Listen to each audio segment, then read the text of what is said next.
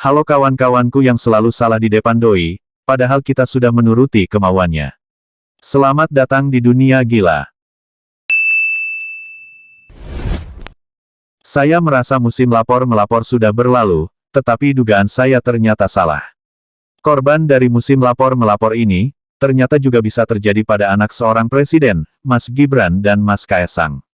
Kedua anak Presiden Jokowi dilaporkan ke KPK oleh dosen Universitas Jakarta, Ubedillah Badrun.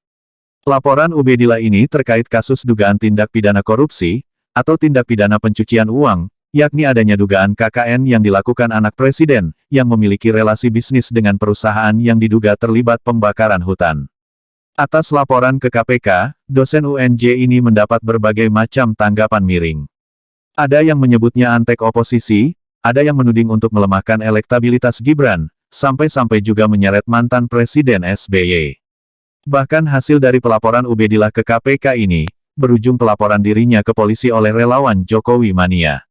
Joman menilai Ubedillah telah menyebarkan fitnah dan manipulasi, terkait pelaporan Gibran Rakabuming Raka dan Kaesang Pangarep ke KPK.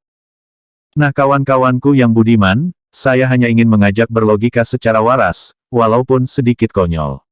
Secara pribadi, saya mengapresiasi kedua belah pihak, yakni Ubedillah serta pihak anak Presiden Jokowi, Mas Gibran dan Mas Kaesang.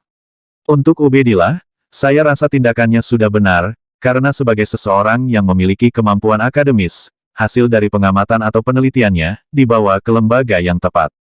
Justru yang salah itu bukannya dibawa ke KPK, malah dibawa ke media sosial, dengan melempar opini yang gak jelas kebenarannya, sehingga malah terjadinya fitnah yang dapat mencoreng nama baik seseorang. Tentunya dengan adanya pelaporan ini, yang diharapkan semua orang adalah dihasilkannya kepastian hukum terkait keabsahan atas laporannya. Jika dinyatakan tidak bisa ditindaklanjuti, karena tidak lengkapnya bukti, maka pelaporannya tidak bisa dikatakan benar. Jika bisa dilanjutkan ke proses selanjutnya, maka inilah ujian bagi KPK untuk membuktikan kapasitasnya sebagai lembaga hukum yang menindak pelaku korupsi, ataupun KKN di negeri ini.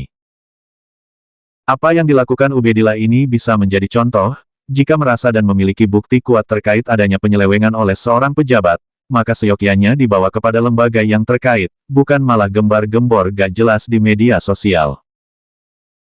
Untuk Mas Gibran dan Mas Kaesang juga patut mendapat apresiasi. Mereka menanggapi permasalahan ini dengan tenang. Ini membuktikan kedewasaan keduanya dalam menghadapi dinamika politik saat ini, sehingga menjadi contoh yang baik bagi pendukungnya, supaya bisa lebih bersabar. Apakah pelaporan ini membuat elektabilitas Mas Gibran menurun? Saya rasa pendapat ini berlebihan, dikarenakan masyarakat sudah melek media, sehingga tidak mudah langsung menuduh sebelum adanya keputusan hukum yang mengikat, karena ini semua sifatnya masih dugaan. Kesimpulannya, jangan sampai kejadian ini menjadikan rakyat melempem jika akan melaporkan seorang pejabat ke KPK, karena takut dilaporkan balik ke polisi atas dasar pencemaran nama baik. Dan jika tidak merasa bersalah, maka contohlah anak Presiden Jokowi ini, tetap tenang dan lanjut bekerja, tidak menghilang lalu tiba-tiba nabrak tiang listrik, sehingga benjol sebesar bakpao. Sekian dulu video dari saya, semoga kita semua tetap di jalan yang lurus, tidak mengikuti arus yang meledak-meledak jika ada situasi politik yang berseberangan dengan pendapat kita. Kita jumpa lagi di lain kesempatan. Terima kasih. Saya John Kendil. Salam konyol.